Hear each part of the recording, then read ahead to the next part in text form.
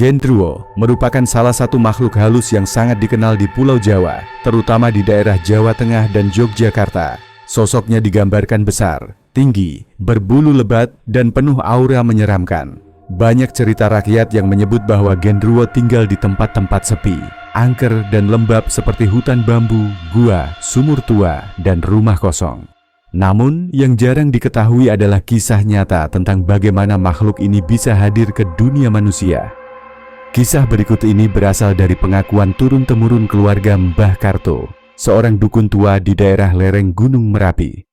Desa Watu Gede. Di sebuah desa terpencil bernama Watu Gede, sekitar tahun 1940-an, hiduplah seorang pria bernama Mbah Sastro.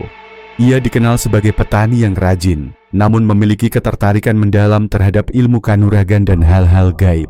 Setiap malam Jumat Kliwon, ia sering menghilang ke hutan belakang desa, tempat yang menurut warga sekitar sangat angker karena terdapat sebuah batu besar menyerupai kursi raksasa yang dipercaya sebagai tempat bersemayam makhluk halus.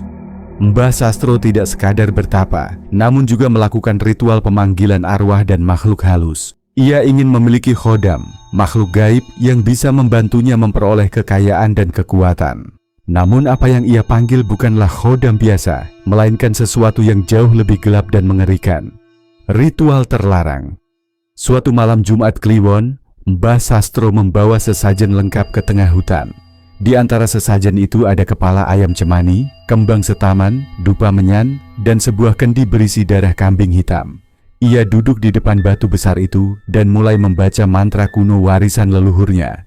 Semakin larut malam, angin mulai berhembus dingin. Pepohonan bergoyang tanpa angin, dan suara-suara aneh mulai terdengar dari segala penjuru. Tiba-tiba, dari balik kegelapan, muncul sesosok makhluk besar, berbulu hitam, bermata merah menyala. Tanah bergetar di bawah kakinya. Mbah Sastro yang awalnya gugup, justru tertawa puas. Ia tahu, makhluk itu bukan sekadar jin. Itu adalah Gendruwo, entitas gaib dari golongan makhluk halus kelas tinggi yang suka memakan energi manusia. Dengan suara berat dan menggema, Gendruwo bertanya, "Apa maumu, manusia kecil?" Mbah Sastro menyampaikan niatnya, bahwa ia ingin kekuatan dan kekayaan tanpa batas. Gendruwo tertawa. Tawanya membuat pohon-pohon di sekitarnya berjatuhan. "Baik, tapi kau harus siap menanggung akibatnya," katanya. Perjanjian itu dibuat malam itu juga. Mbah Sastro memberikan tumbal pertamanya, seekor kambing hitam. Tapi Gendruwo meminta lebih. Ia ingin tumbal manusia. Tumbal manusia. Beberapa minggu setelah perjanjian itu, keanehan mulai terjadi di desa. Anak-anak mulai menghilang secara misterius. Awalnya 1, lalu 2, hingga akhirnya 3 anak hilang tanpa jejak. Warga mulai resah dan mencurigai hutan belakang desa. Mereka membentuk kelompok pencari dan menyisir hutan, tapi tak menemukan apapun. Yang mereka temukan hanyalah bau busuk dan suara tawa berat yang menggema di tengah malam. Sementara itu, Mbah Sastro mulai terlihat makmur. Rumahnya semakin besar, panennya melimpah, bahkan emas dan perhiasan ia miliki tanpa jelas dari mana datangnya. Namun ada yang aneh, ia tak pernah tidur malam hari dan selalu mengunci diri di kamar saat malam Jumat Kliwon. Sampai suatu malam, seorang pemuda desa bernama Surono nekat mengikuti Mbah Sastro ke dalam hutan. Ia menyelinap diam-diam, menyaksikan sendiri ritual mengerikan itu. Ia melihat Mbah Sastro menyembelih seorang bocah kecil dengan pisau pusaka di depan batu besar. Darahnya ditampung dalam kendi, dan tak lama kemudian sesosok besar muncul dari kegelapan. Gendruwo itu menyesap darah segar sambil tertawa mengerikan.